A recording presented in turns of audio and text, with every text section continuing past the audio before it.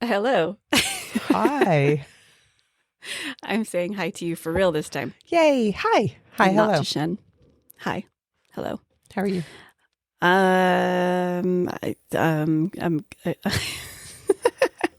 Cue the music when I come back. I'm going to have an answer for that.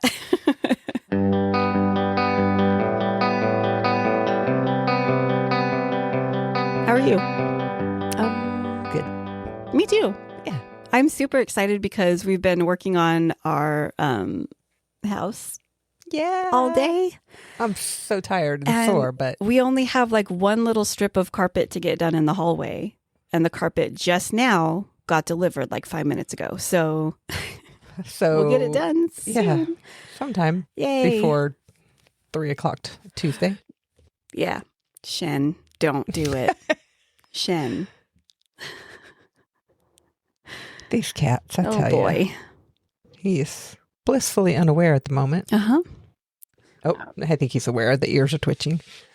Hey, buddy. I think he can hear me. Oh my God. Anyway, yeah, I'm stupidly excited about the new carpet and the vinyl flooring and rugs. And organizing and cleaning. It's been pantry. Yeah, we super organized excited the about pantry. the pantry. Oh my You goodness. can actually walk in the pantry now and use it. Yeah, it's awesome. There was some scary stuff in that pantry. Probably stuff from before I moved here. The oldest thing I found was 2018. Oh yeah, that was before I moved here. Yeah. You brought it with you, I guess? Yeah, probably. I don't know. I probably thought that I would use it. This. Yeah. Yeah. That didn't happen. Oh, that was the cutest little trill. Yeah. Shen, you're making me nervous. She has no problems with stepping on my computer. Maybe I will just do this. And hopefully nothing will go wrong. Nothing will go wrong with Audacity if I close my computer, right? I'm a little worried. Oh, me too. Okay, I'll leave it open. You, my dear, have to behave, okay? It's no the stepping on the Shen, computer. the princess. Okay. I am also very excited because a friend of ours is coming to town. I'm so excited. Yay! It's funny because, like, I didn't say a name just to kind of, protect her identity and stuff, but we actually talk about her all the time. It's Sarah. We always say, hey, Sarah, write that down. It's the Sarah that's been helping us stay organized and stuff, and we love her. And yay. I'm so excited. Sarah's coming to visit. I haven't seen her in person since like 2019 or 18. I can't remember. It was a Chicago trip. I don't That was the first time we met in was. person, and then I haven't seen her since. Like, yeah. I mean, we Zoom all the time, but Yeah. I'm so excited. Me too. And we're planning a trip for next year to see other persons or stuff. Other people and persons. Other beings. That we also have talked about on the podcast before, but aren't mentioning right now for some reason. So. It's cool. It's cool. I'm excited. Yeah. It's funny how back and forth we go about protecting the names of our friends. Who are all patrons. Who we all talk about all the time. Anyway, you know who you are. We love you. We love you all. What else is new? Discord is new. Our Discord's been hopping this weekend. Yeah. I'm super excited. Yes. We have some new members. Okay, Princess we have Shen, some new there conversations happening. Yeah. We are making the slow transition from Facebook to Discord, which I think we actually talked about last week. We did. Too. We did a lot of talking about it last week. Yeah. So we won't go into that again, but. Yeah. Yeah. We've been trying to attract more people to our community, and it's been going good. It is really making me excited for October. I know. I'm just excited for our little community to grow. Yep. And it'll be, we'll actually have a public Discord link on our link tree probably by the end of this week. Yeah, we just have to like revamp the rules, I think is what the we're rules and working on. The member approval process. Oh, yeah. And like assigning roles and stuff. Yeah. Some stuff. We're working on to do streamlining it today, it. So, yeah. Instead of like us having to approve everybody or whatever, Mm-hmm. we're streamlining it. So before we send the link out to the masses. Yeah. I mean, a few people have shared it on their page, but that's fine. Oh, I love that. Yeah. Yeah. Thank you for sharing our community. Yay. So, what are you going to talk about? This is my segue, my segue. Miss Goo. And Speaking of trips, what are you going to talk about? What? Speaking of upcoming trips, what are you going to talk about? I don't know what you're talking about. I don't know what you mean because we haven't rolled the dice yet. You dork. Oh, I'm talking about my topic. Oops. Wait, what? My topic is we have to roll the dice. okay. I'm excited. I still want you to first. No, I want you to go first, but a pre-roll. You gotta shake the dice in the tray before you pick it up and roll. oh man. Okay. You go first. No, we roll together. No, we never do. We never roll together. Okay. I'm so stressed out. This is stupid. Okay. All right.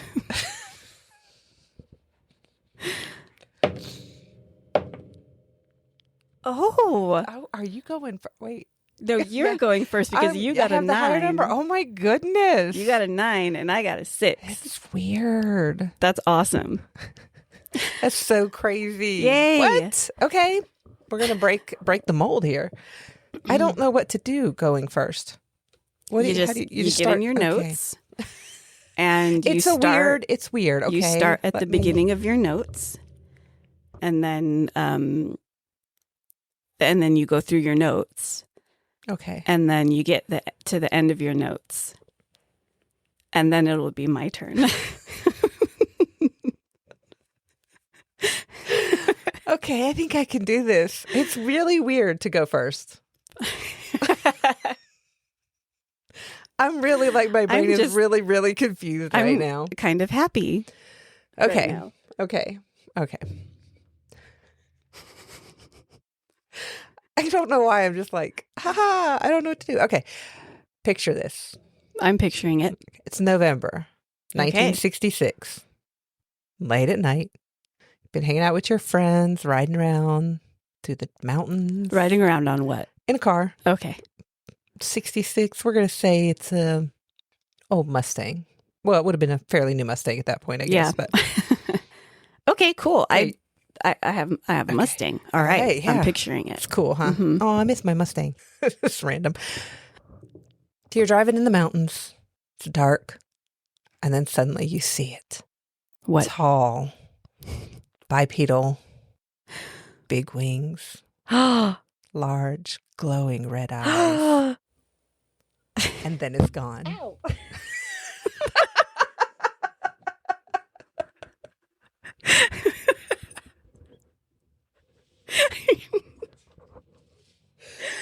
Way to spoil the Sorry, mood. I had this whole scene. I was freaking out. I turned my head and hit my headphones on my microphone. Are we talking about Mothman? We're talking about Mothman. Oh my because this month in Point Pleasant, West Virginia, September 20th and 21st is the Mothman Festival. Okay, but I'm driving around in November. But the festival is in September, okay? Calm down. I guess nobody wants to go to Point Pleasant in November. It is a little bit colder. It's in the mountains of West Virginia, so I assume they get some weather. I don't even know. I've been there. The mountains of West Virginia are rather beautiful. I haven't been to Point Pleasant, but I've been to the mountains there. It's beautiful. Tell me about Mothman. Okay, Mothman. Okay, we're going to Yes. the festival sometime, by the way. Yes. I would love to go next year, but Yeah. it just depends on the other trip that we're taking next year. Oh, So, yeah, which is also going to be like sometime in fall. Yeah. So I don't know. Yeesh. We need to play the lottery. Well, that does significantly increase your odds of winning. Yeah, So, yes. that's what I've been told. I've been told that. Hmm. Can't win if you don't play. Yeah. Anyway, November 15th, 1966. Two young couples from Point Pleasant, Roger and Linda Scarberry and Steve and Mary Mallett, were out driving. And they saw something with glowing red eyes. And they reported it to the police. The police went out and looked, didn't see anything. But this thing followed their car. They said it would try to run, but then it would glide more than run. They called it a clumsy runner. A clumsy runner. A clumsy runner. Okay. Which I'm thinking, like, if you normally fly, it would be, you kind of do that little... Yeah, that kind of like bird hop. Yeah, like have you ever seen thing. an owl run? Yeah. Yeah, kind of that. Yeah. Which is probably why a lot of people said it was just a big owl. Yeah. Linda described it as a slender, muscular man about 7 feet tall with white wings. Wow, Linda. Well, have you seen the Mothman statue in Point Pleasant? Let me just tell you. Steel. Literally. She said she was unable to discern its face due to the hypnotic effect of its eyes. They sped away from the scene and reported that the creature flew after their car, making a screeching sound, and it pursued them as far as Point Pleasant city limits. Okay. Scary stuff. Yeah. Over the next few days, more people started reporting similar sightings. And as this was put into the newspaper, more people came out prior to this initial sighting. This is kind of like the initial sighting because it was the first reported sighting. Okay. And then previous to that, I don't have a lot of information on this, but there were 5 men in a cemetery and they saw a very similar creature.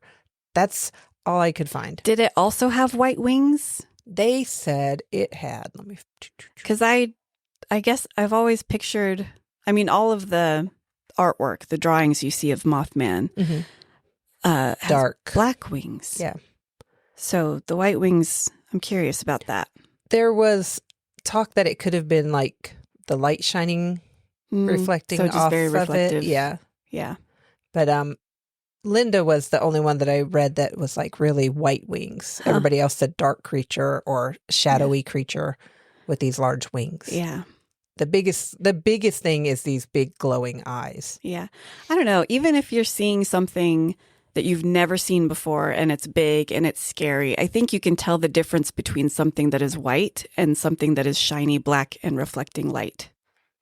Like that's a thing that you can tell. I would think so, but also this is 1966 in... Oh, yeah, people were dumber then. No, I'm just... there wasn't as much exposure to like television imagery and stuff. Well, they had light. Yeah. I don't know. I'm just reporting what I found in my notes, okay? She said it's a tall, slender, muscular man. Calm down, Linda, you're married. They were like young couples, Linda and Roger and Steve and Mary. Oh. Those are such 1960 names, don't you think? Yeah. So in this area where this thing was seen, there's an old World War II munitions plant. Locals call it the TNT area. Mm-hmm. And there's a lot of these kind of dome igloo shapes. And you could actually go tour them during the Mothman Festival. Oh. They run a tour through there. Dude, we really have to go. We would love this thing. Yeah. Okay, so back to the 1960s, not the trip that we're going to take. So I found two. Wait, what was the point of you saying that? The TNT area? Yeah. There is that where it was? Oh yeah, that's where it was. It was outside of actual Point Pleasant. Okay. Which is why they drove back to the city. Okay. And the thing. So they were just out for a drive. In the TNT area. In the TNT area. As one does. As one does. Yeah. I don't know. Sounds like typical kids. Yeah. So. I would probably go and wander around there and be like, what's up? Let's go look in the, where the bombs are. Yeah. Or used to be. There were, I talk about a little bit later, but there were like rumors that stuff had leaked into the water supply and everything. And like so maybe like this is a mutation. Yeah. I found 2 different sites that said there are no indigenous myths of the Mothman. And then I found 2 sites that said there are myths that kind of tie to a moth-like or bird-like creature entity. So I don't know, but like Sasquatch and Yeti and all of these, there's like long lores, like through different histories and centuries different of stories, cultures, different cultures. Yeah. But the Mothman really only came about in the 1960s with this sightings. Huh. And he was seen between November 1966 and December of 1967. And there were hundreds of different sightings all in this area. Like I said, that the grave diggers that were in the cemetery, they had seen a brown human-like creature flying overhead and passing through the trees. And then more people reported similar sightings. 2 firemen said it was a large bird with red eyes. The county sheriff, George Johnson, believes that the sightings were an unusually large heron that he called a shite poke. Okay. And I'm sure that's just kind of a regional term for the type of bird. Yeah. There was also Newell Partridge, who is a contractor, and he said that he saw a creature in a field and he pointed his flashlight at it and the eyes just glowed like red bicycle reflectors. Wow. And then he said that he also blamed the sighting of this creature that he had noises from his television set, that it was buzzing and acting weird, and his dog disappeared. Uh-oh. Hopefully, I think we're going to just say his dog just probably ran off. No, Mothman ate him. No, Mothman adopted him.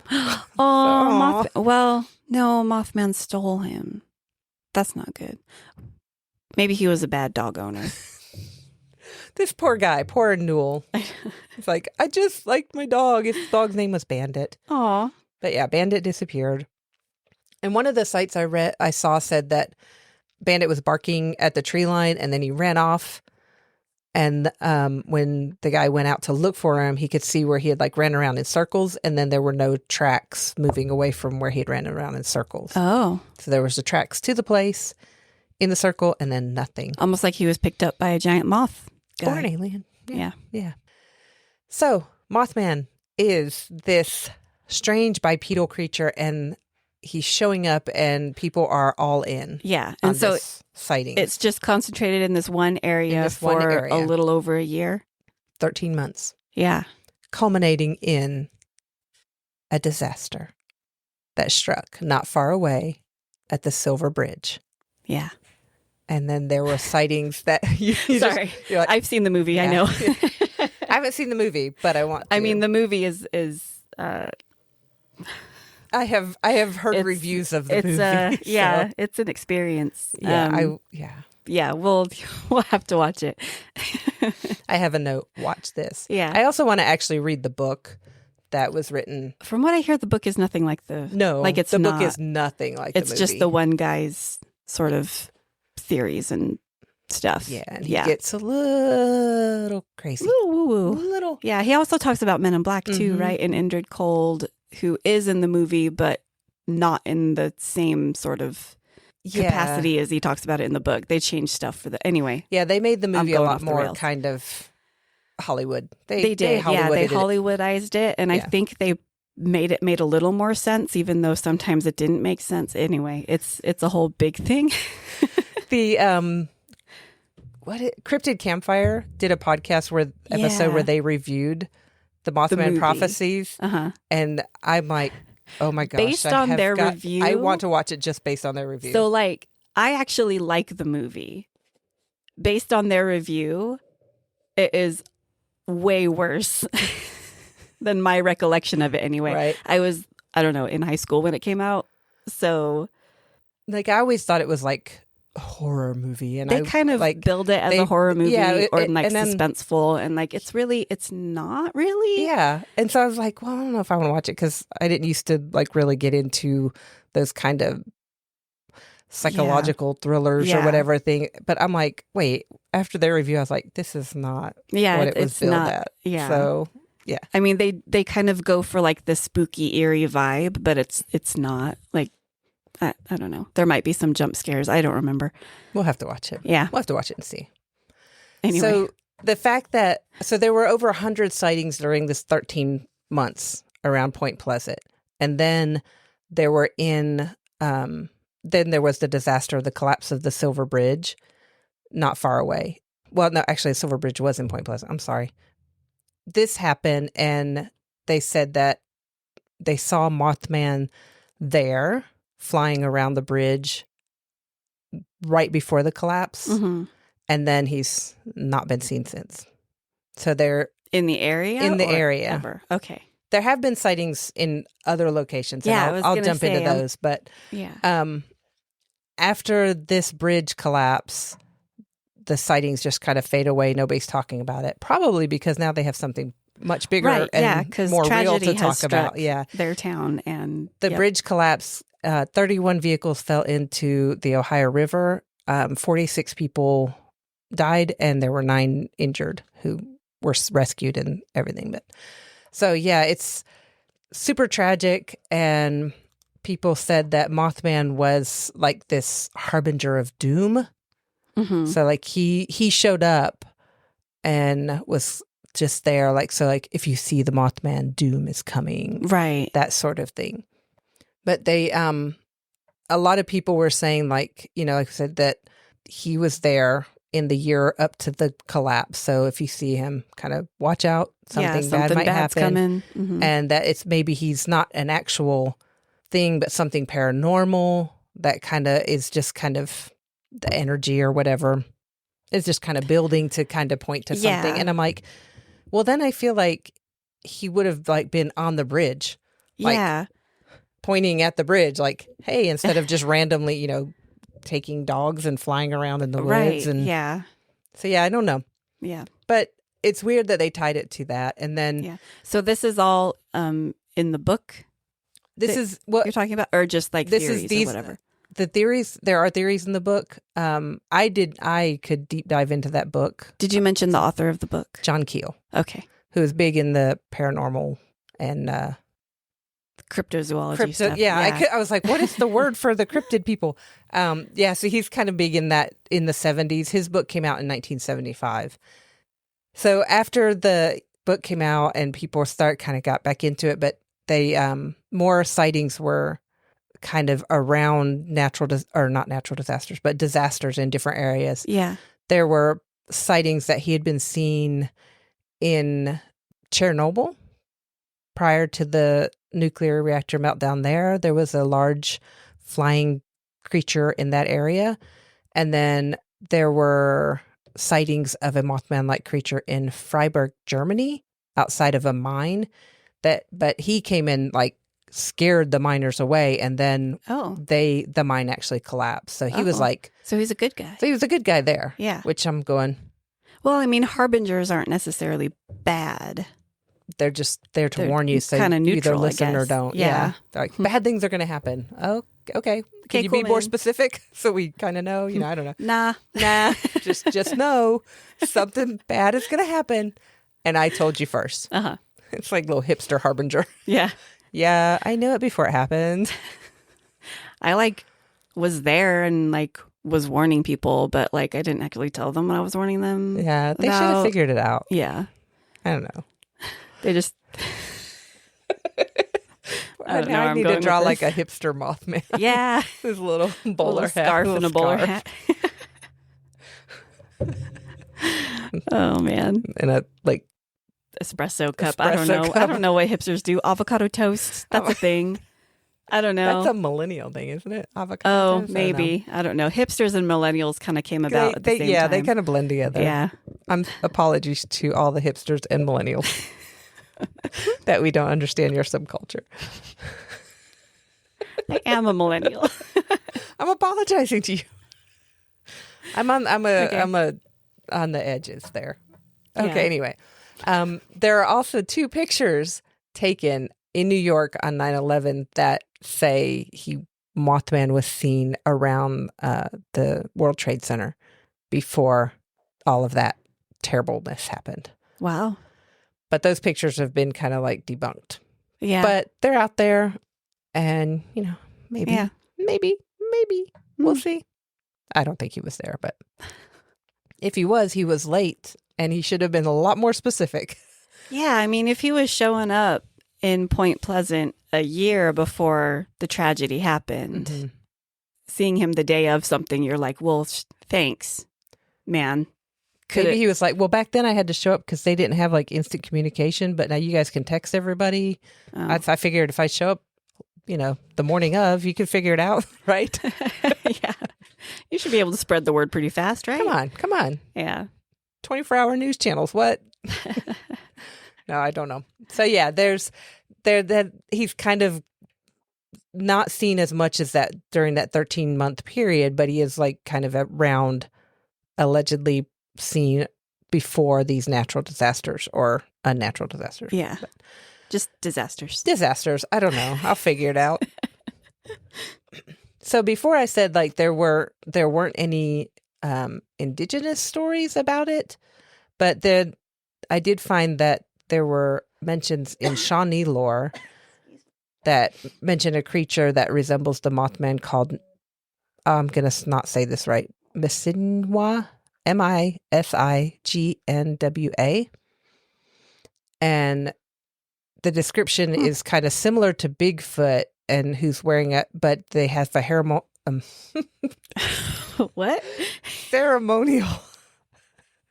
ceremonial dress, and that has like the feathers and everything that kind of give the appearance of wings. Yeah. So that's kind of... Yeah, that's kind of what they're... And of course, because... Depicting. That's the word. That's the word. Thank you. Thank you. And of course, because we can't have any kind of place without a, quote, Native American curse or an indigenous curse on the land. There was Chief Cornstalk, who was an actual person, and there was a battle between his tribe and white people. Yeah.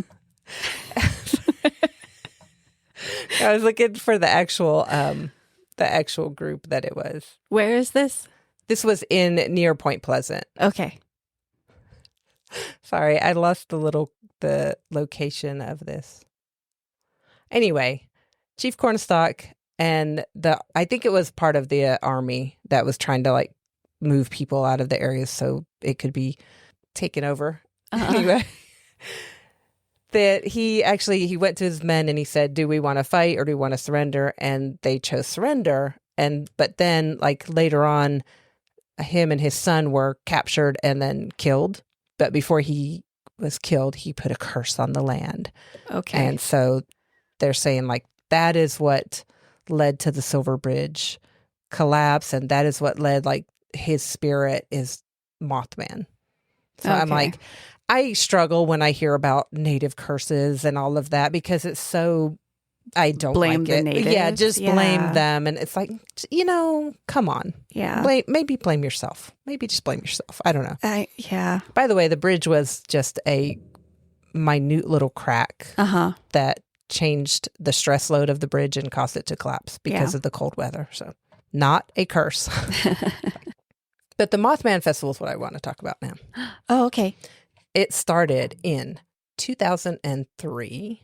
When did the movie come out? I literally just had that note right in front of my face and I changed tabs. 2000 and...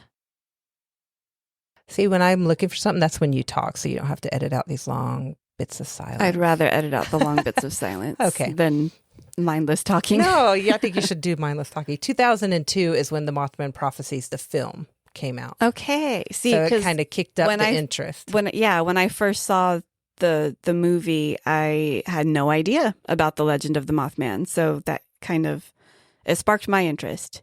Yeah, that's cool that they have a festival now. Yeah, it started in 2000 and... Oh, it did come out in 2002. Sorry. I thought I said 2003. 2023. That's in my notes. 2002 is when it came out. The movie. The movie came out and the festival started. The very first festival. Okay. Since then, it is like a huge source of tourism for the area. Mm-hmm. And there's also the Mothman Museum, which I want to go to. We're going to go to. So much. Yeah, which I also am expecting a package from tomorrow. Wait, what? If it hadn't been a holiday, it would have been here today. Oh, man. Which would have been awesome. Yeah. Because I would have been like, here, I got you this. Oh. But now you just have to wait till tomorrow.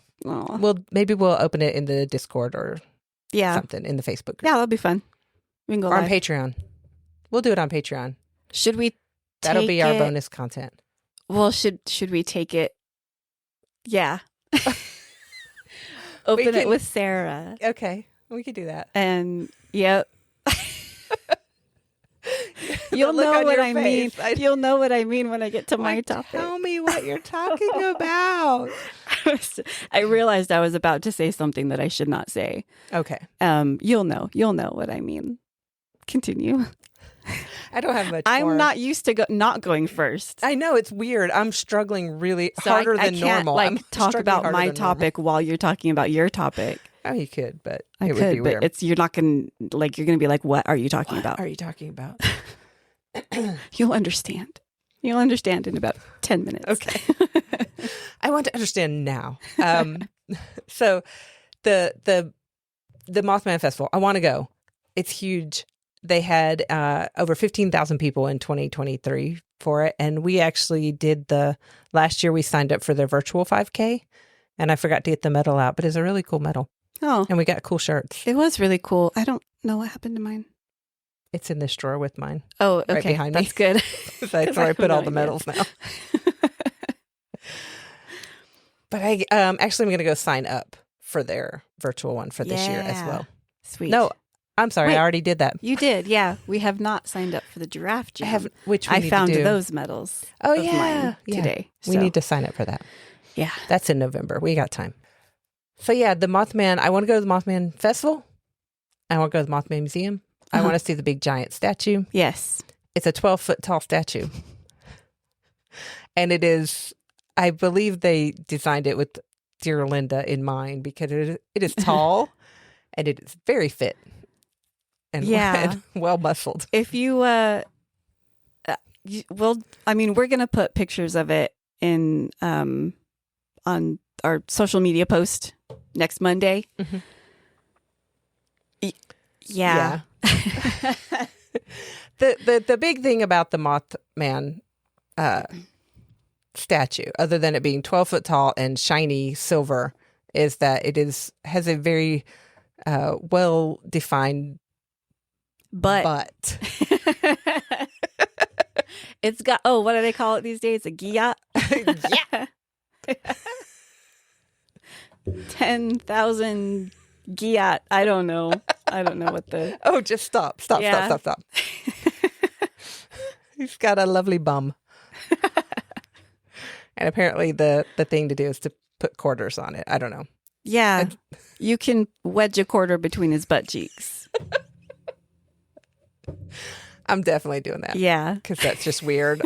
I don't know. So yeah, I thought there would be a lot more, and I did find a lot of really, I didn't have time to go watch all the weird conspiracy theory. I also don't want that in my news feed. Conspiracy theory videos on Mothman. Shh. I know it is, unfortunately. But yeah, there was a lot of stuff, but everything, all the websites I went just had all the same information. Huh. But the biggest, that's crazy. Seen, You'd think for as popular as Mothman is now, like if you search for cryptid, you're going to get Bigfoot, you're going to get Nessie, you're going to get Mothman. He's like up there on the list. Yeah. He's super popular. I mean, go to Etsy. You'll find thousands of Mothman creations. Yeah. People get Mothman tattoos. Yeah.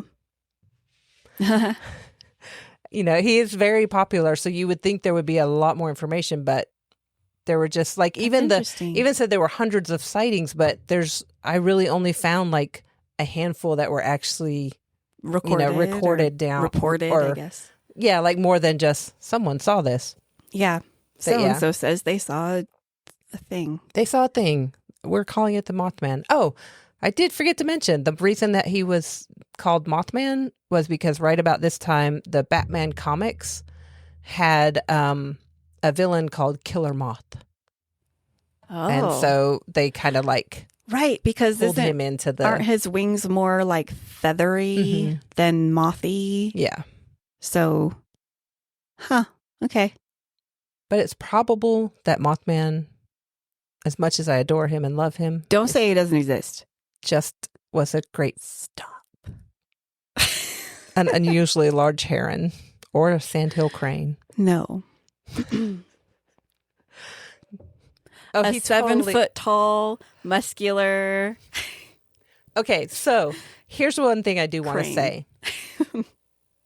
I was driving to a farm I used to work at in North Carolina, and I went down this backcountry road to get there, and there was a heron standing on the side of the road, and it was taller than my car.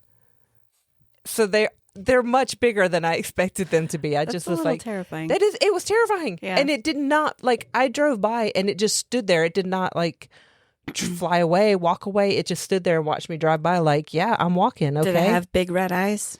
It had big black eyes. Did it have a very defined and toned butt? It had a really nice tail. Oh, okay.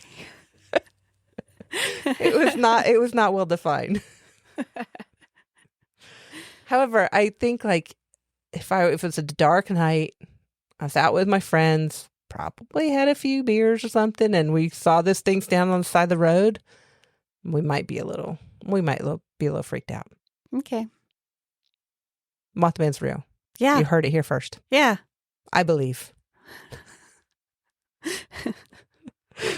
No, I do believe. I think he's very cool, and I want to be his friend. I mean, I think there's all kinds of stuff out there that just hasn't been discovered yet. So whether or not Mothman is a harbinger of doom or just a random creature that happens to be seen before tragedy, or you're just fascinated by him, and then the tragedy detracts your mind, and you stop looking for him. Yeah, yeah.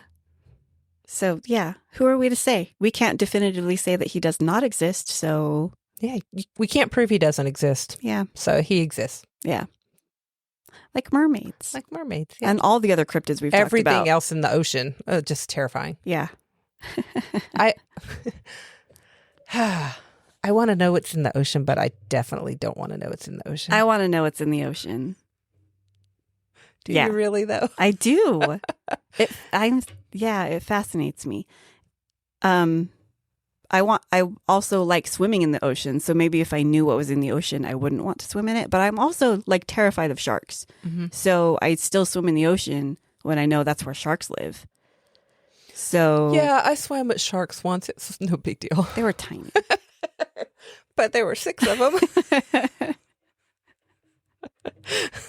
What is it? What do they say on Monty Python? What's it gonna do? Nibble your bum? Big, huge teeth. Nasty, pointy teeth. Anyway, I'm done with Mothman. I just want to go hang out with them. So, me too. And we're gonna go to the festival. We're gonna do that. It's gonna be fun. It's gonna be so much fun. Yeah, add it to the list of our places to travel to. Yes. And speaking of places to travel to, yeah, what's up? What? Tell me what. You're being all funny. I got the travel card. You got the travel card. Yeah, sweet. So yeah, that's what. Okay, here's the thing. When Sarah comes to town, we're gonna pick her up in Phoenix. Yes, and then we're gonna drive, not directly back here. Right. We're driving through Flagstaff. Yeah.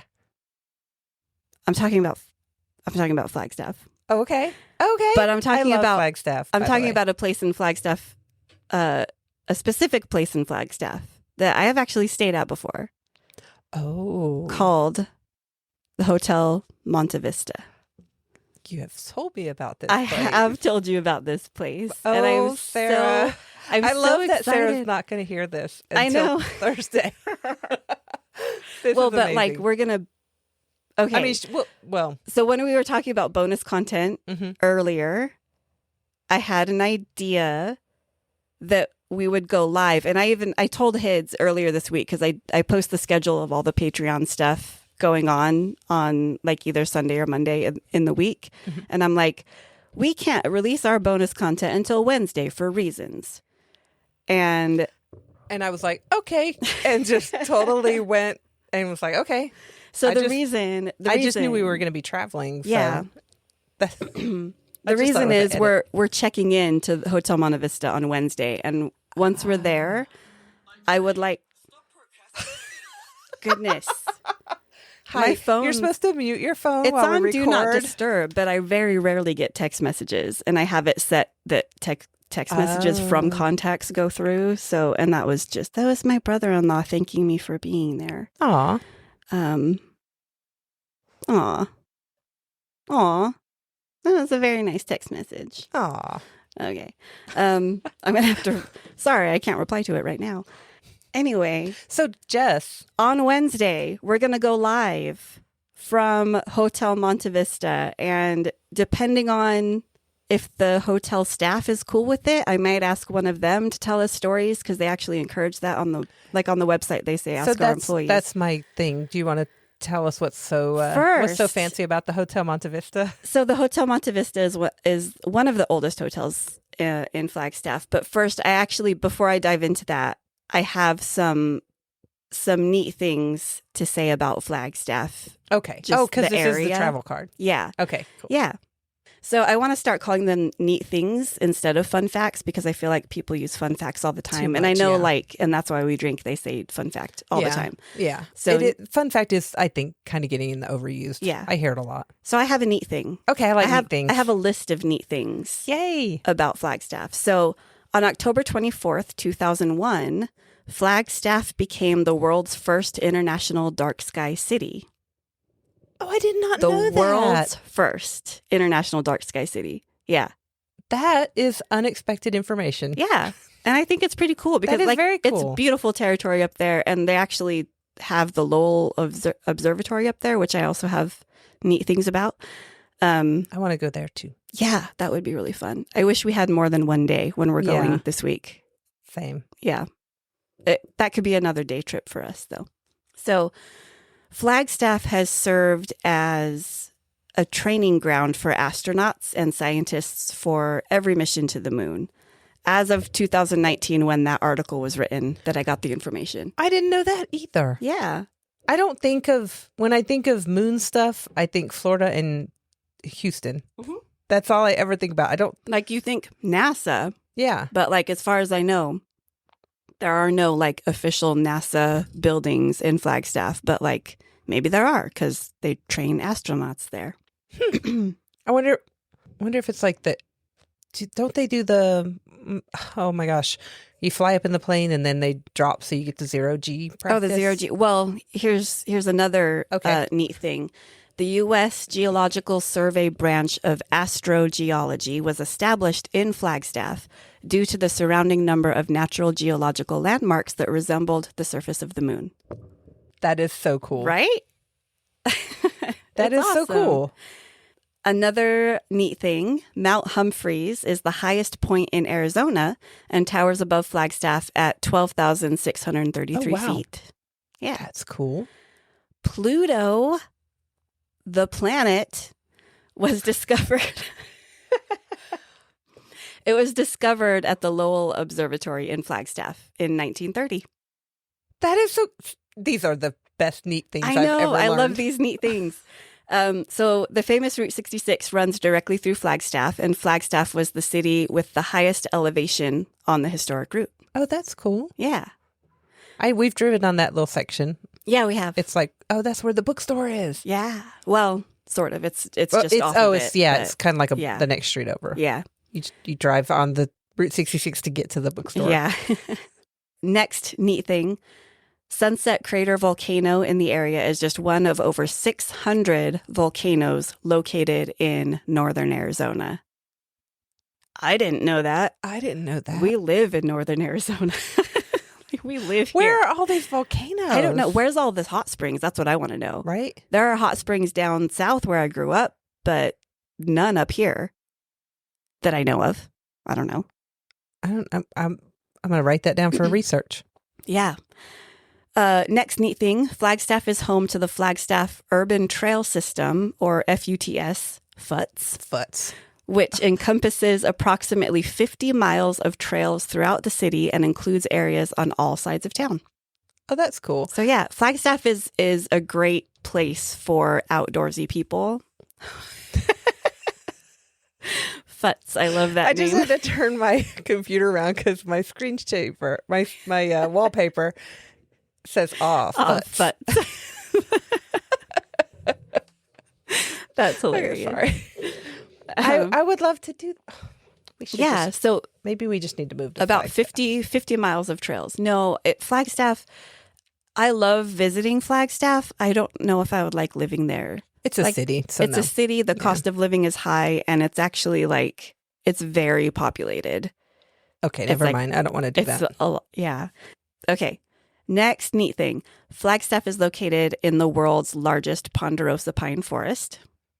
That is a neat thing that I knew. Both of us knew that because we're always like, we always like to roll our eyes when people think that Arizona is all desert because we live up in a forest. A forest. So Arizona has one of the world's largest ponderosa pine forests. They're beautiful. Yes. They are really gorgeous trees. Yeah.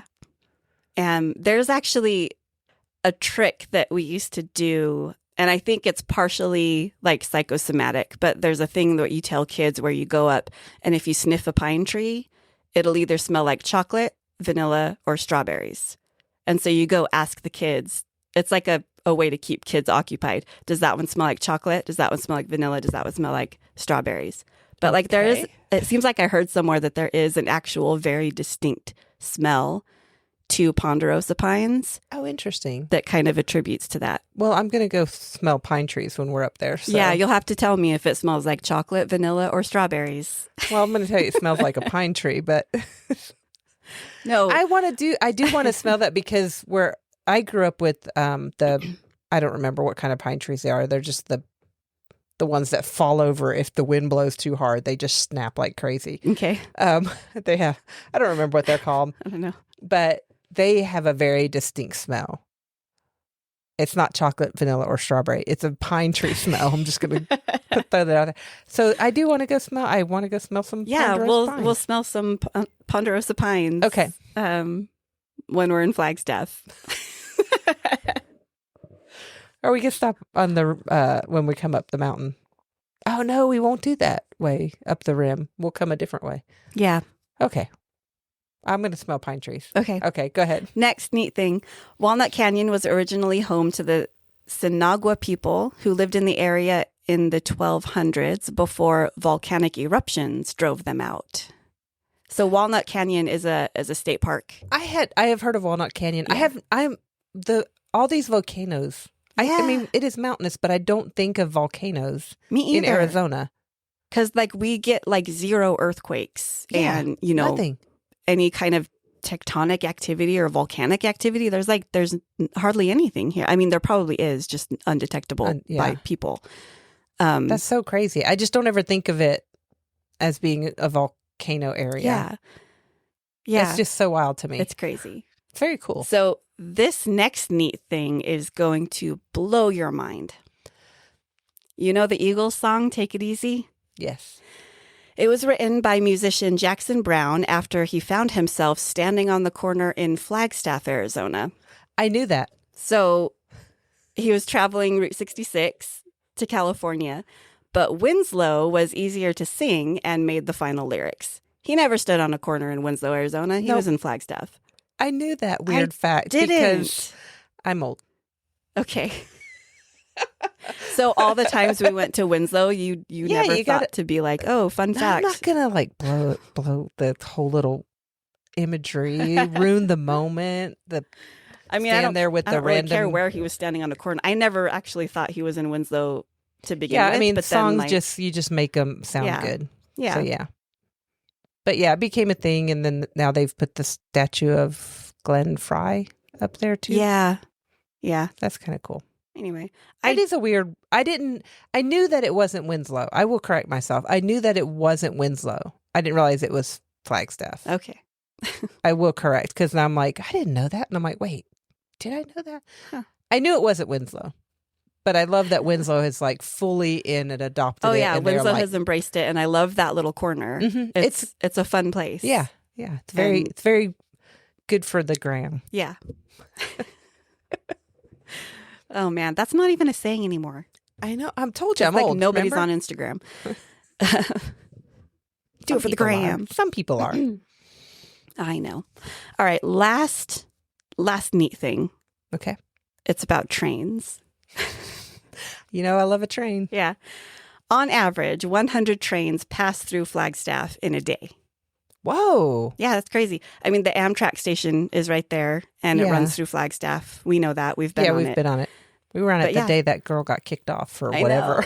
Yeah. That was crazy. That was train drama. Train drama. Train people are just the best people. That was weird. That was our second time on a train. And the first time on a train, we also had train drama in Maricopa. Oh, that I guess we guy. didn't.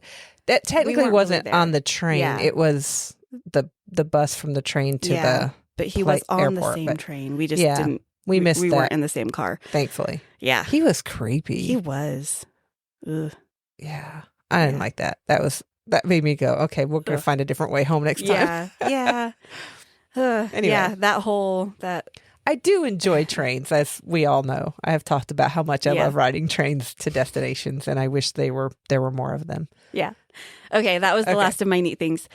Let's talk about the history of the Monte Vista Hotel. Okay, yeah, because I want to know all about this place that you're taking me. Yeah. So when Route 66 became a highway in 1921, Flagstaff was established as a popular stop on the highway. Like I mentioned before, it was the place with the most elevation. It's a nice forested area. It's cool. Mm-hmm. It became super popular in a very short amount of time. And the people of Flagstaff decided that their current hotel accommodations were not good enough to impress the amount of travelers that they were getting. And a man named V.M. Slifer, Slipher. Slifer. Yeah, I think so. He spearheaded a local fundraising campaign to build the hotel. Fundraising began in April of 1926, and within 1 month, investments of prominent citizens and funds donated by the novelist Zane Grey totaled approximately $200,000, and they were able to break ground that same year on June 8th. The new hotel opened for business on New Year's Day in 1927. It was originally named the Community Hotel in honor of the townspeople who contributed to building it, and it holds the unique title of America's longest publicly owned hotel.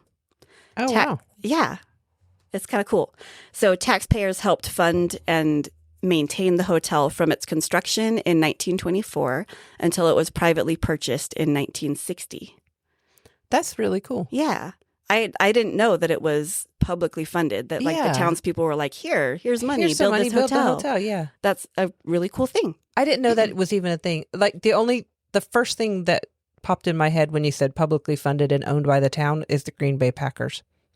Okay. Because they are owned by Green Bay. That's cool. The people of Green Bay. Yeah. Which I think is really cool. Yeah. But I didn't realize that was even a thing that could be done. But that's cool. I mean, I guess if you have enough money and somebody's willing to like organize everything, then it can be come publicly together. Owned. That's pretty cool. Yeah. $200,000 in 1926. Is that what you said? 200,000. Yes. 3.6 million today. Yeah, that's crazy. That is crazy. Yeah. I have a tiny neat thing. So I mentioned it was originally named the Community Hotel, but then they had a sort of contest to figure out an actual name for the hotel. And the name Monte Vista, meaning Mountain View, was chosen by a 12-year-old who won the contest. Oh, that's cool. Yeah. I thought that was a fun little thing. That is cool. I'd just be like, oh, hey, yeah, I'm the one who named this hotel. Yeah. Do they get to like stay there? I hope so. I don't know. It was pretty ritzy. Oh, so probably not. I don't know, though, because like kids might have been allowed. I mean, I'm sure they were, but like it was also like no it was children, also kind of like a speakeasy and all that. So, and I'm getting into that. Okay. Cool. So after its opening, the hotel was popular not only among the tourists, but also a favorite of the locals, who quickly coined the phrase "Meet me at the Monte V." Oh, I love that. Which is fun. Meet me at the Monte V. Oh, this is a cool thing. In its first year, the hotel hosted Mary Costigan's daily 3-hour radio show from room 105. So Mary Costigan was the first American woman to be granted a radio broadcasting license. She got it in 1927, and she was also the second woman in the world to be granted this license. Oh, dang. Go, Mary. Yeah. That is so cool. Originally, she had set up a 25-watt station backstage at the Majestic Opera House, which is now the Orpheum in Flagstaff. still standing. In 1929, Mary moved her station KFXY to the Monte Vista Hotel. And when she did, more than 400 residents showed up for her maiden broadcast, kicking off the more powerful 100-watt show that, like I said, aired for 3 hours a day. That's wild. Yeah. So it was just like a popular gathering place while this show was being aired. They would broadcast it in the halls and in the lobby and everything.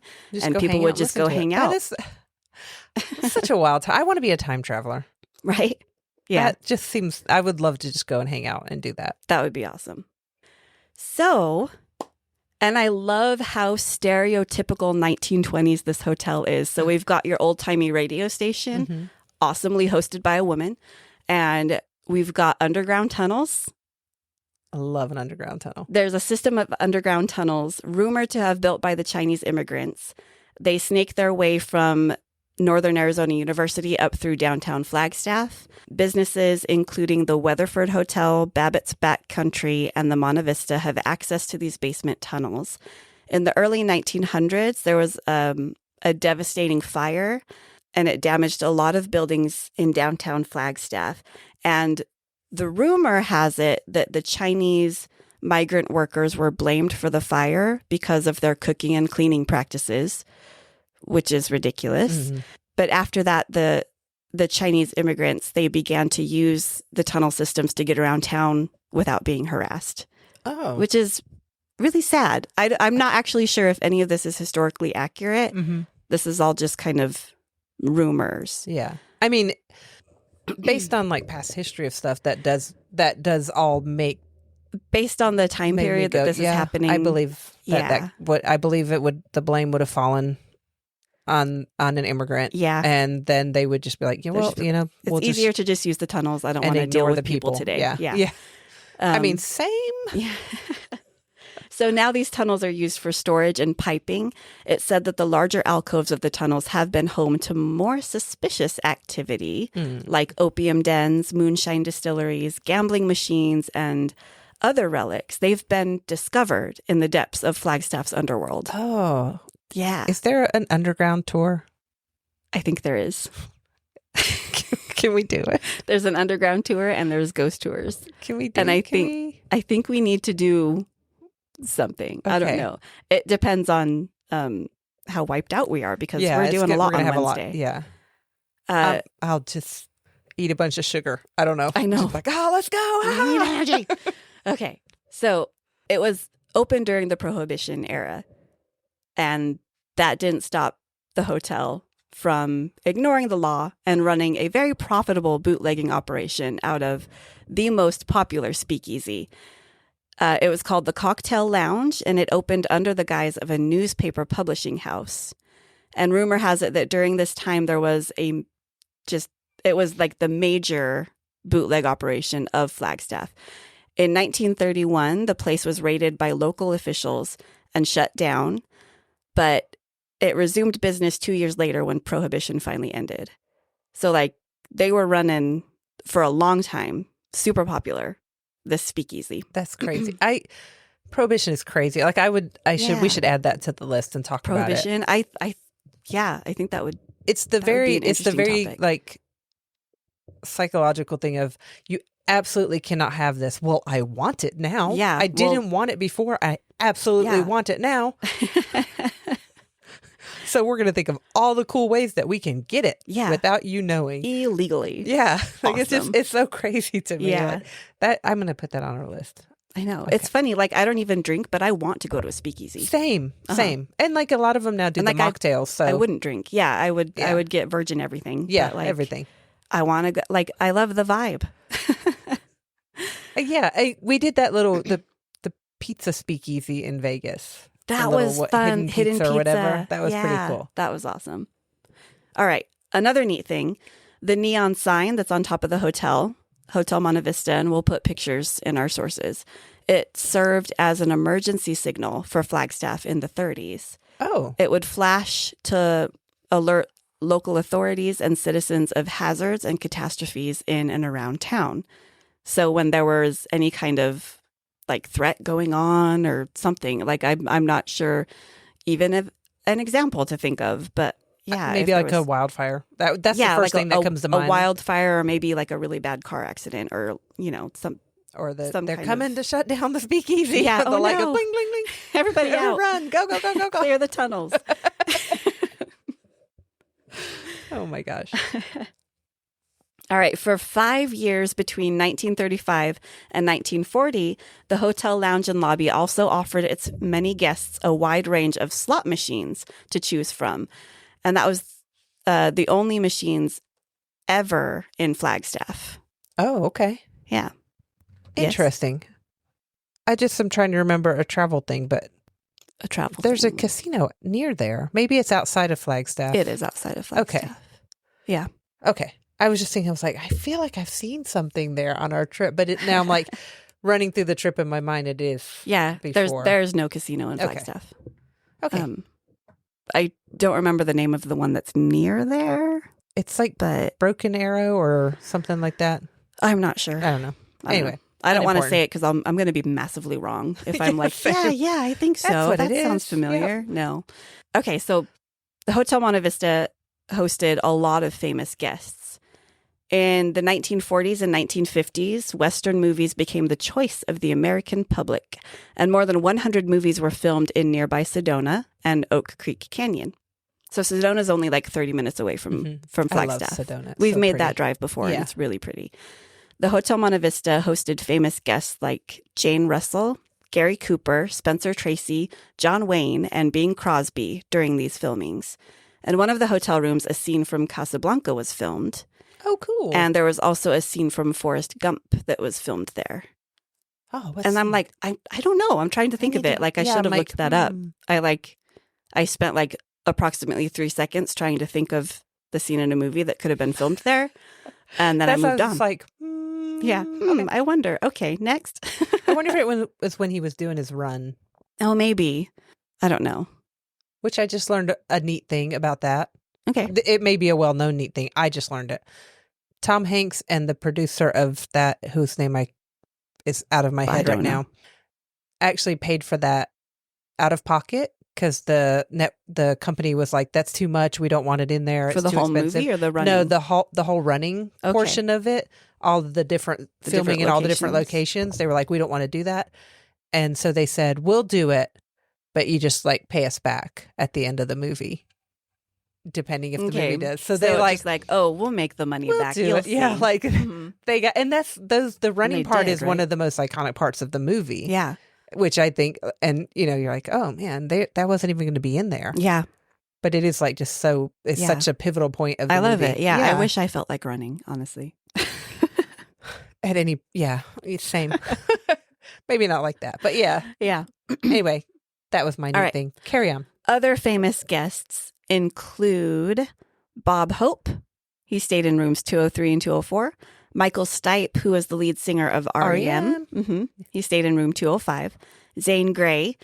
He actually mentions the hotel in some of his books. He wrote a lot of Westerns. I've never read any of them. He stayed in room 210. Michael J. Fox stayed in room 216. Susie Sue, the lead singer of one of the original English punk rock bands. Susie Sue and the Banshees. Stayed in room 220. And Esther Williams, who was a competitive swimmer until World War II. And then she later starred in a series of films that were known at, like, the style of the film is known as aqua musicals, which sounds amazing. I have seen some of those. Really? They are pretty amazing. I don't know what they are. And we should watch them. Yeah. They're just old movies. Aqua musicals. Yeah. All right. So she stayed in room 224, Esther Williams. So another neat thing about this hotel is that it's haunted.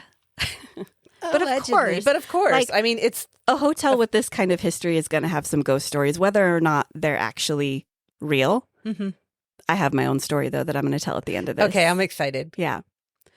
All right, let's talk about that. Okay. I'm taking this directly from the hotel's website. They say, the Monte Vista has always been known for rumors of hauntings. As with nearby buildings of similar age, there are spirits haunting some of the rooms and the halls. With such a colorful history, it is no surprise some spirits stick around for an eternity. We encourage communication with the ghosts if you are looking for an extraordinary experience, which I love. They say, if you would like to hear about some of the phenomena, feel free to ask the employees around the building. Our wonderful housekeeping staff has some of the most intriguing tales. And I kind of love that they're encouraging this on their website. I hear dark tourism is really in. I was going to say that. I didn't want to. I don't care about tourism. I care about booking rooms. Well, that's how you do it, my friend. We are quoting a thing. Sorry. We've quoted it multiple times. It's the Headless by Shipwreck Comedy. You should watch it. It's on YouTube for free. Do it. Okay. So let's talk about some of these ghosts, some of these hauntings. First up, we have the Phantom Bellboy. Hotel guests have reported a knock at their door and a muffled voice announcing room service. When the guests open the door, no one is present. However, some guests have seen the figure of a bellboy standing outside of room 210, usually dressed in like one of those red bellboy coats with the brass buttons down the side, and he's like a young, dark-haired boy. So John Wayne experienced this ghost during a few of his stays, and he was actually one of the first people to experience a ghost at all at Hotel Monte Vista. Interesting. Yeah. Mr. Wayne reported that the ghost seemed friendly and that he did not feel threatened by its presence. The housekeepers also see this ghost a lot, just walking up and down the halls. That's crazy. Yeah. There's no story to go with them? No story to go with them. Just a random? Yeah, just a random bellboy. Who just apparently loved his job enough to keep on doing it. I guess. Yeah. That's crazy. Maybe he got good tips. So he's just trying to get more tips. I need more tips for the afterlife. Yeah. The speakeasy out here is crazy expensive. Yeah. I'm 11. I got to bribe my way in. I'm 11. He's not 11. I mean, by now he's 111. Oh, yeah. Okay. There's also this one. I don't like this one. He's known as the Meatman. No, thank you. I'm just going to go right now and just throw that out there. He is in room 220. He was a long-term boarder and was known by his strange habit of hanging raw meat from the chandelier. Don't do that. Why? I don't like that. I don't know why. Why would you do that? Why? Are you curing it? What are you doing? Okay, so in early 1980s, the lodger was found in his room 3 days after his death. And not long after... Wait. He's hanging meat in the 1980s. I thought this was back in the 20s. And I was like, well, maybe just the refrigerator. He was trying to dry... Ew. They had the technology to not have to hang meat from your chandelier in the 1980s. So I don't know why he was doing this. Yeah. I have no idea. But they allowed it. I don't know. Like, he was a long-term boarder. He was just, the guy that hangs meat from his chandelier. What is up with that? Like, I don't know. Maybe he tipped good. He must have tipped good to ignore meat hanging from the chandelier. Yeah. Ew. I have that song in my head now. What chandelier? Swing from the chandelier. Oh my God. Hanging meat from the chandelier. The chandelier. Oh my gosh. Okay. Oh my gosh. So yeah, he was found in his room 3 days after his death, and not long after his death, a maintenance worker was working on a few repairs. Cleaning up the meat. Maybe, yeah, still trying to chip the dried blood off of the crystals of the chandelier. I don't know. Get the meat smell out of it. Oh my gosh. So gross. So I don't want to stay that. What room was that? 220. I do not want that room. So this maintenance man was working in room 220, and he needed some things, some tools or whatever. He left the room. He turned the lights off and locked the door. He returned only a few minutes later. He found the television on at full volume, and the linens on the bed had been ripped and scattered around the room. So today, it's very common for the television to act on its own accord, as well as reports of, I don't like this. There are reports of cold male hands touching guests in their sleep. No. Ew. No. Thank you. No, absolutely no thank you. At least our ghost just likes Dr. Pepper at the cafe. Like, there's no cold male hands touching people in their sleep. I don't like that. Just don't. Okay. Don't. Next, the rocking chair. I don't like rocking chairs. It's room 305. Okay. I don't want this room either. This room has been featured in many paranormal shows and popular amongst curious guests. Room 305 is by far the most active room in the hotel. There are numerous reports of seeing a woman in the rocking chair near the window. Guests and housekeeping have reports of seeing the chair move by itself and knocking coming from inside the closet. Ew, no. From the Monte Vista website, they say history tells us, I don't know their sources, but history tells us that years ago, an elderly woman who was a long-term renter would sit by the window for hours on end. No one knows what she was looking at or looking for. Could it be that she is waiting for someone to return, even in death? Is she a woman in white? Oh, probably. Either white or red. It's always white or red. And occasionally blue. Oh, interesting. Yeah. I've heard gray also, like the gray ladies. Okay, there is also in room 306, Women of the Night. Okay. Years ago, Flagstaff's red light district could be found just south of the railroad tracks, just 2 blocks from the Monte Vista. In the early 1940s, 2 prostitutes were brought to room 306. During their visit, they were killed and thrown from the 3rd floor window to the cold street below. I know. Like, don't why do would that? You? So over the years, numerous guests have reported being awakened in the middle of the night and unable to return to sleep due to a feeling that they are being watched. Ew. The majority of the time, our male guests report the feeling of having hands placed over their mouths and their throats and awakening unable to breathe. So these women are angry. Yeah. I mean, I would be. I would be too. You know, come on. Don't murder people. Don't do murder. Don't do murder. All right, next, the baby in the basement. No. I changed my mind. I don't want to stay here. I'm changing my mind right now. So the disturbing sounds of an infant crying in the basement have been heard again and again. Reported primarily by maintenance and laundry personnel, this is one of the most disturbing encounters.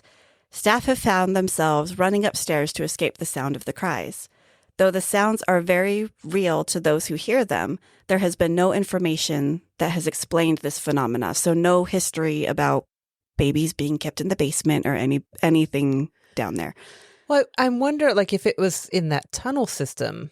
Yeah. And if there were people like living in the tunnels. Yeah. Like you would have I would assume if you're living in the tunnel, your family's there, your children. Yeah. So. I guess it would depend on what, like the extent the tunnels were used. Yeah. Because don't like it. Yeah. In the history of the city, from what I found, they were used for nefarious purposes, but also if they really were built by the Chinese immigrants that just wanted to get around town without being harassed by people. Yeah. Then, a baby crying in the tunnels. I don't know. I don't like it. Yeah. I'm going to go stay at the Holiday Inn.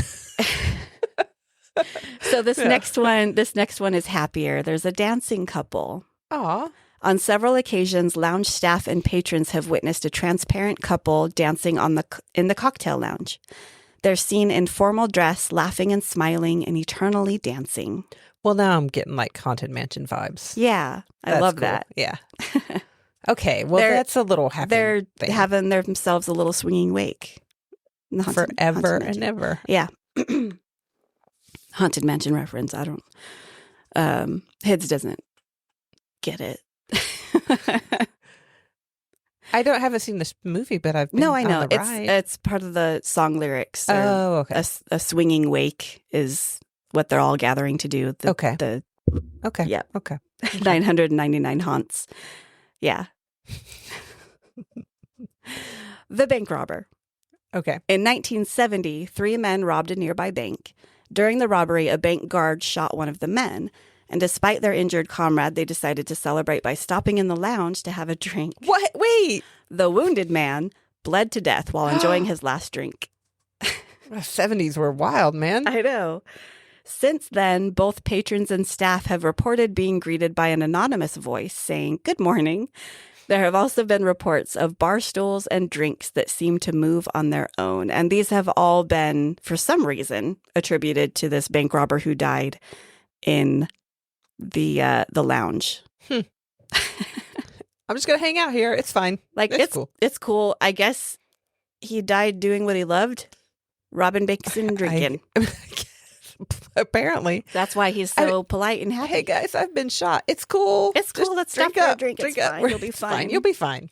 Just walk it off. Good morning. Good morning to everybody who's here. Oh, my goodness. That's crazy. Yeah. So, would you like to hear my story? You've heard my story. I've heard your story. Yeah. So my story is wild.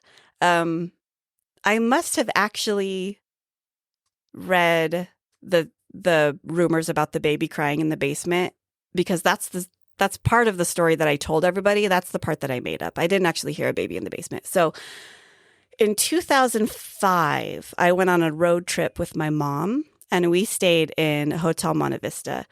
And a few days before we left on our trip, what are you looking at? The curtain keeps moving behind you. It's a cat, but it does keep moving. It's been moving the whole time. I just wanted to kind of do that just then. Thanks for that. I don't actually know if it's a cat, but it might be the AC, because the AC moves that one. Oh, yeah, it does. But I did hear a cat scratching around it. Okay. Anyway, sorry. Oh, there is probably a cat back there. I don't know. There's 6. We have 6 cats. They're everywhere. Mm-hmm. Anyway, me and my mom went on a road trip. A few days before we left on our road trip, my mom twisted her ankle real bad. And she was like still able to go, but we had to ice it pretty much every night because we did a lot of walking around. Yeah. So that the night that we stayed in Flagstaff at this hotel, she woke up at, I think it was around 3 a.m., which is like the witching hour. And her ankle was just hurting really, really bad. And the ice machine, I know the AC kicked in, so don't.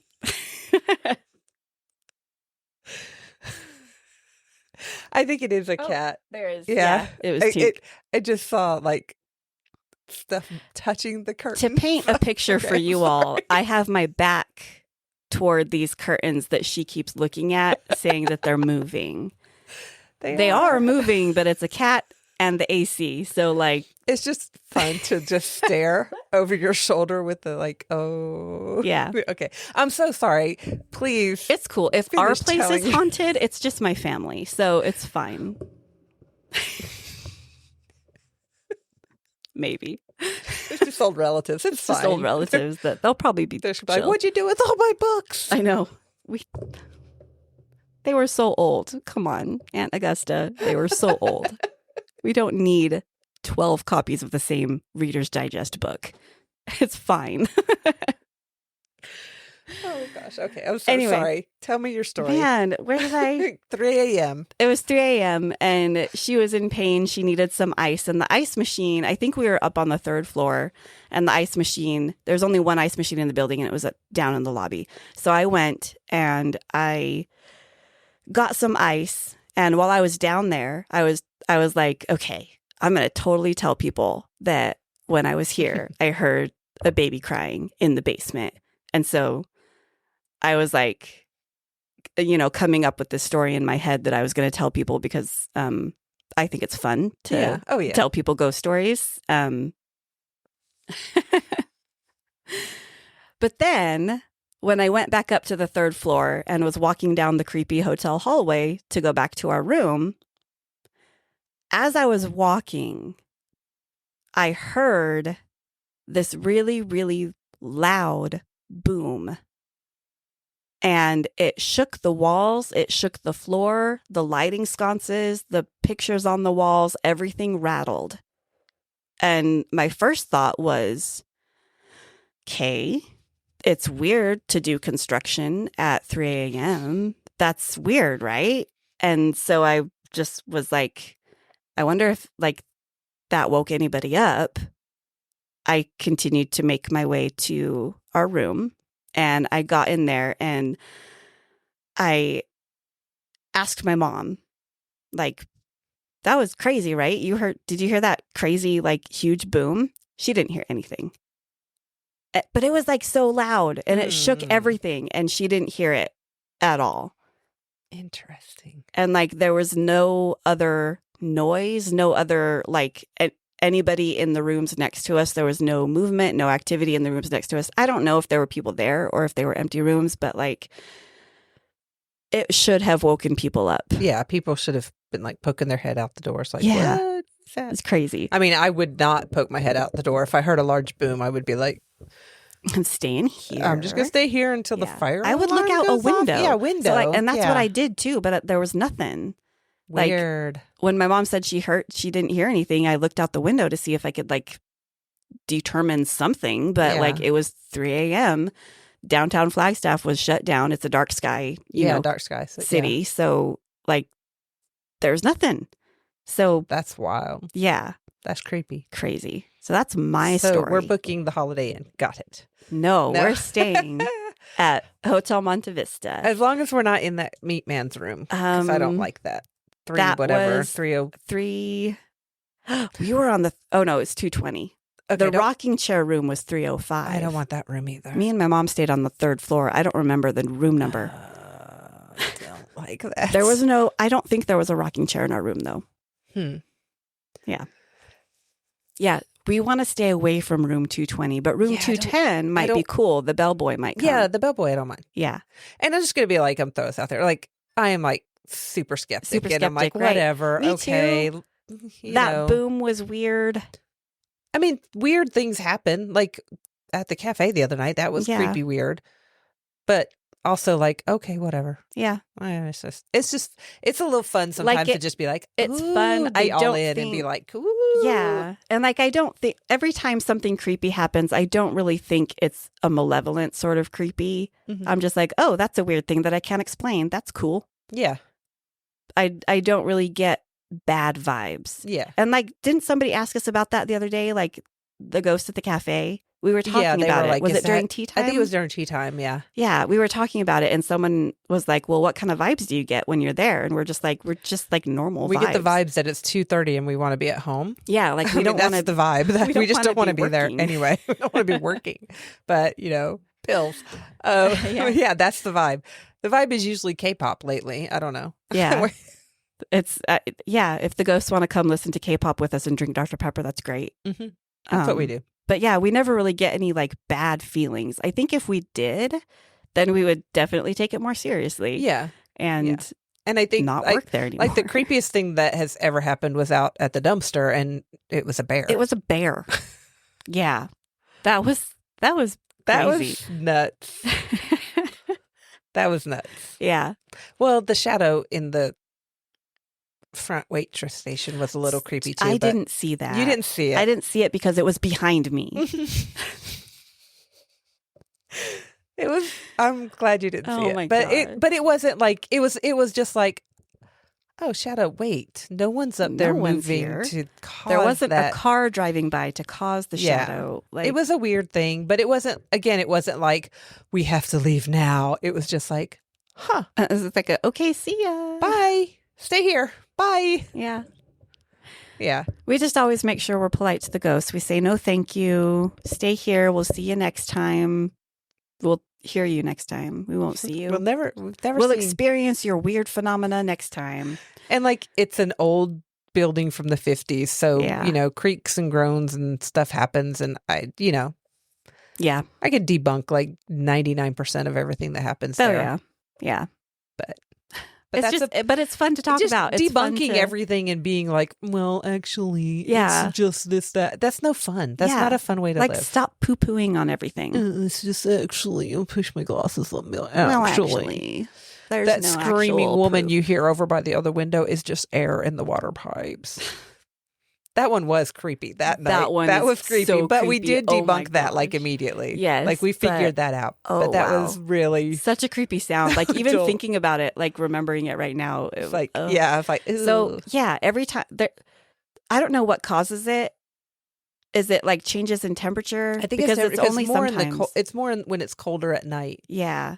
So when you turn on one specific sink. Oh no, it happens to both of them, doesn't it? If you're using the sink at the back, like the dishwashing sink, the pipes at the waitress station scream. They do. Very and low, high like, pitched. It's not like a loud scream. Yeah. But it's a weird, eerie sound. It sounds like a scream in the distance, but also like you can tell it's something right next to you. So, yeah, it's a weird sound. Yeah. It freaked me right out because like I would be, when we discovered it, it was super late at night and because like you can't hear it unless you're in the waitress station. And so you were back there and every time I walked to the waitress station was when you happened to be turning the sink on and off. Insanely. And so like, I would timing. hear it every time I walk right next to the pipe. So I was just like, what is happening? It was so creepy. And then we figured it out. I was just like, wait, hang on. Turn on the water. Yeah. Yeah. The timing of it was like perfect. And like you could hear it if you're listening for it, you could hear it. But like you would never hear it. Yeah. When and the like kitchen is like in full swing and everybody's have happening. music playing too, or a podcast or something. It was just that night it was just quiet and we were just like, all right, it's quiet. We'll just clean up and you were putting pies away and and it was just like what is that sound? Oh my God, it's terrifying. It only happens when I turn the water on. There's a ghost in the pipes, apparently. But yeah, like, I mean, you know, a healthy dose of skepticism is good for everybody, but also is a healthy dose of imagination. Yeah. Just have fun. Yeah. Have fun with it. If stuff really actually does creep you out, then maybe don't seek it out. Yeah. But yeah. It's fun. Okay, I'm excited. I don't want to stay on the third floor. Huh. We'll see. Oh, that's the Women of the Night room too, is room 306. Yeah. So 305 and 306, they're right probably across the hall from each other. If I don't actually know how the rooms are laid out, but usually it's evens and odds. Let's see if we can get old John Wayne's room. Maybe he'll come pay us a visit. Let's see. John Wayne, did I say the room he stayed in? That's the bellhop room. Yeah. Yeah, John Wayne stayed in 210. Okay, I like that. Let's see if we can do that. Okay. I want to do the tunnel tour. That would be cool. I'm immediately like terrified, but I still want to do the tunnel tour. Yeah. That would be fun. Yeah, Flagstaff is a good place to visit. We love going to the Bookman's there. Yeah. And I still have like a $30 credit, so we should probably do that. Yeah, I've got a $5 credit somewhere, or coupon. Hi, Anakin. I heard you. Hey, buddy. Yeah, I need to dig that up. We should go there. Okay. On Thursday. Yeah. After our ghost experience at the hotel. We'll get our coffee and they have really good cookies there. Yeah. And then we'll come home. Yeah. Fun times. So we haven't told Sarah that we'll be staying at this hotel. Yeah. At a haunted hotel. So she'll find out when we check in. Hopefully she's cool with it. Surprise! It's so funny. Hope you like ghosts. Yeah. But yeah, if you are interested in our bonus content for this episode, it's going to be so much fun. Oh, and that's why I was saying your bonus content. Whenever that package comes, let's just take it with us and we'll open it during the live. Okay. At the hotel. Okay. So it's kind of like a joint sort of your topic and my topic, like it's supposed to be. Yeah. Yeah. So that's why you were like, our stuff's going to be late. Bonus content's going to be late. Bonus content's going to be late. And that's why I was like, we should take it. We should take it with us to, we should take it. Wait, why? We can open it. Why can't I open it tomorrow? I want to open it when it gets here. Oh, yeah, but we could open it during the live. Okay. That would be fun. Cool. Yeah. Cool. And then hopefully we can actually talk to we can an employee of the, like if they're comfortable doing a live, that would be great. But if not, we'll just do it from our hotel room and just talk about the cool things. And maybe, I don't know, if we do it like on a phone, we can like walk and show like the lobby and stuff and the outside because it's a beautiful building. It really is. It's right like on the corner. It takes like a whole block and it's just beautiful. It's right on the street. And there's a little lounge cocktail bar next to it it's called the Monty V. So I love that. Yeah. And it's all been kept up and furbished and and stuff to look like it was back in the 20s. Cool. I love really when they do that. That's so cool. Yeah. Cool. I'm excited. Yeah, me too. Yay. Yep. That's my warm ember is just this week. I know. I'm so excited. I'm so excited. So we have pies tonight, but then we're off until Thursday. We do have to come do pies on Thursday, but Sarah's still going to be here. She's going to be here till Sunday. Yeah. And so it's going to be a lot of fun. It's going to be a fun weekend or week. Fun week. Fun week. And we're going to have to find time to do like podcast research while Sarah's here. Yeah, because we have to record. We have to take her back to the airport on Sunday, and then we have to record on Monday. And we go back to work on Monday. Yeah. So Monday's going to be a long day. Yeah. Huh. That's okay. We don't have pies that night. No, it'll be good. Okay. It'll be good. Yeah. I'm excited. So yeah, Me too. I think we're going to share that warm ember and add it to the warm ember of our October stuff coming up. I'm super excited. It's not time for warm embers yet because we haven't drawn cards. Oh, you jumped the gun. I did. It's cards I'm so sorry. And then warm embers. Well, we end on the warm embers. Oh, I'm sorry. That's okay. Okay, cards. Get the cards ready. I'm going to do the spiel. Okay.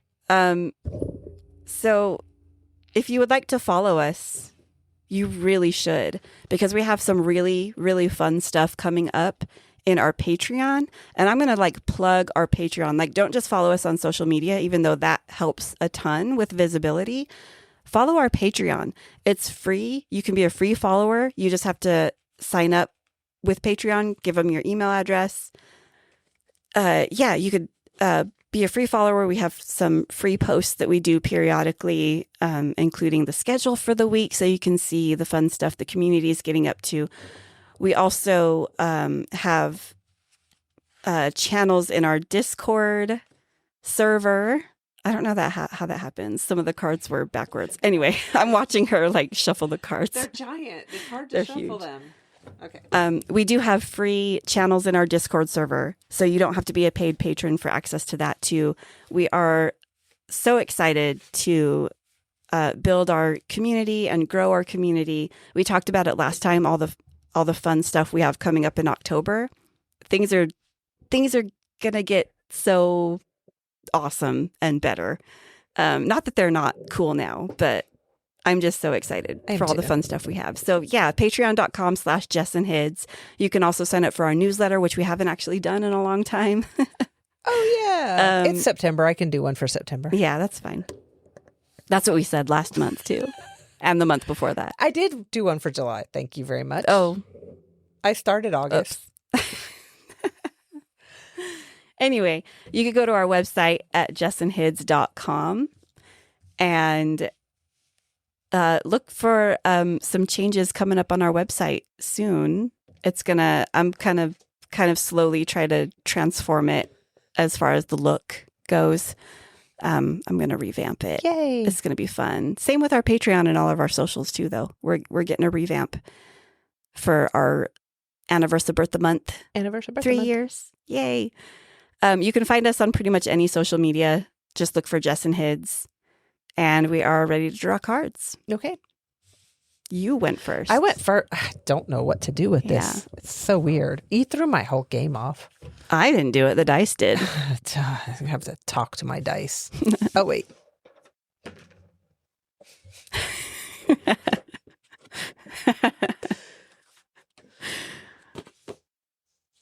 Okay. I have a topic. Okay. I don't know what it is, which means I didn't put it on the list. Interesting. Oh, I also have a topic.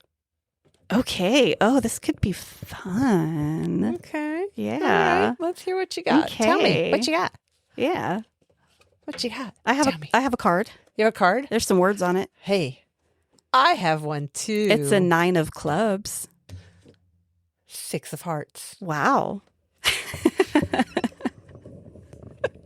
If you don't know, we have these big, giant, oversized playing cards, and we have written all of the topics on them, and then I paint them to match. That's the Oh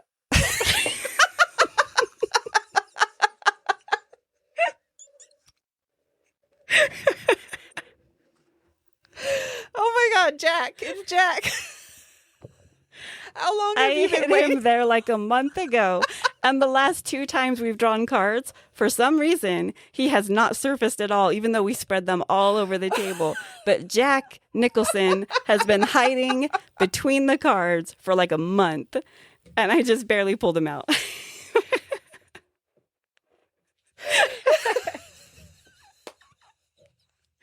So I don't know if this is the first time you're listening to the podcast. There's only like one other time we've mentioned this, but I think Jack Nicholson is so very creepy. And so Hids printed out a picture of Jack Nicholson and it's a very creepy picture of him. Hid it where I would see it, and then we've kind of been going back and forth with him for a bit. He was behind Bowie's fish tank for a long time, and I moved him a month ago. I know. That's so funny. I just figured the cats knocked him down. No. He has been, the first night I printed him and laminated him so he'd last. And stuck him to the like in the bottom corner of the bathroom mirror. I didn't even see him at first. Long time. I didn't see him at first. So like you did that in the morning, and I didn't even go in there during the day because it was a work day. I was only there in the evening. And then when I went in there to brush my teeth and get ready for bed at night, I didn't even see him then. It wasn't until I left my phone on the bathroom counter, and I left the bathroom. I turned the light out and realized I left my phone there. That's when I saw Jack Nicholson freaking staring at me from the bathroom mirror. That's not what you want to see. And it's like when you're getting ready for bed. I can't remember what movie it's from, but his hair's he's got this really hee look on his face, and this hair is just kind of everywhere. It's a creepy. So it's a creepy picture of him. Creepy looking. Aw. But then I went and taped him to your clothes dresser that faces your bed. Yeah, that was so cool. I wake up and I'm and he's been in the refrigerator. Yeah. Where else did I don't remember. We always slip him inside the laptops when the laptops are closed. Oh yeah, we'll slide him that in was there. the next thing. And then he was hanging out behind Bowie's fish tank for a little bit, so you could see him through the fish tank. Did you put him in the car one time, or was it he just? I think he was. Oh, he was just no. He was in your computer, and we took your computer to Pies, and so he came with us on a little trip. He had a little trip. Jack Nicholson's been at the haunted cafe. That's why it's haunted. Yeah. Oh, he brought the. Oh, we're gonna have to put him somewhere for Sarah. Oh yeah. I don't know, Sarah. I don't know your thoughts on Jack Nicholson. He's just creepy. I don't like him. He was an excellent Joker. Yeah, he was an excellent Joker. Yes. Yeah. Yeah. Anyway. I've already told you my war member. Yeah. I think everything about this is my war member. I know. This has been a really fun episode. And my war member is still going to be just planning for October. Because it's just going to be fun. I have so many ideas bouncing around in my head, mostly design stuff. Mm-hmm. I'm excited. And I'm starting to feel that itch to design things. So be on the lookout for merch. Ooh, future merch. From the website. From our website, directly from our website, jessandhids.com. Bookmark it now and sign up for our newsletter. I'm super excited. And I know we just did a whole book episode. It or bookmark it? I think you said I heard bookmark it. Okay. Because I think my brain just went book it, like Pizza Hut. Book. I was like, book it like a hotel. Yeah, that too. Oh man. Book it like pizza. I want pizza for reading. I would read more if somebody gave me pizza. I know. If I had a free personal pan pizza for every book I read, or even for every 3 or 4 books I read. Books. Read 5 books, get a pizza. See, even if I could do that pizza. now, but I would be paying for the pizza. I just want to have a free pizza. Yeah, someone give me a pizza for reading, please. Yeah, I miss reading. Cake. Yeah. It's been the whole episode. Cake's just been super gassy. Cool. I've just been over here. I haven't smelled her at all. They've been been wonderful. short-lived stenches. Poor kid. Yeah. Cake is a little old lady. She is. She's very gassy. We need to walk her more, apparently. Oh my gosh. Okay, we should end the episode. Go. We're just going off into randomness. So yeah. Yeah. Anyway, yeah. Follow us, share us, please. And we'll talk at you next week.